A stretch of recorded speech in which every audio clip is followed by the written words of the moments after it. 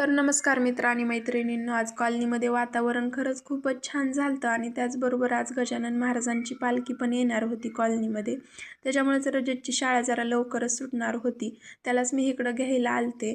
त्याला घेऊन आले, घरी आले, त्यांचा डब्बा वगैरे बनवला आणि नंतर आई आणि मी पालखी पाहायला गेलतो. तेव्हाच इथं आरती पण चालू होती.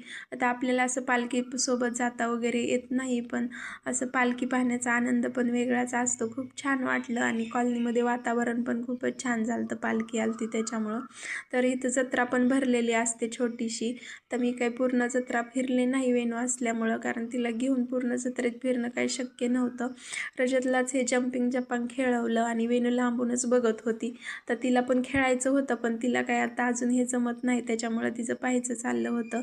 घरी आल्यावर आईसाठी एक भाकरी बनवली आणि आपल्याला एक सवय असते, भाकरी शेवटची चालू असतानाच आपल्याला लगेच ओटा पुसून घ्यायचा असतो आणि त्याच वेळेस आपल्याला हे असे चटके बसतात तव्याचे.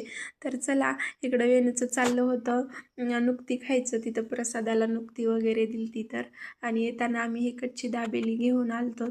तर चला, तुम्हाला हा व्हिडिओ कसा वाटला ते मला नक्की सांगा आणि असेच व्हिडिओ पाहत राहा आणि चॅनलला सबस्क्राईब केलं नसेल तर नक्की करा. बाय.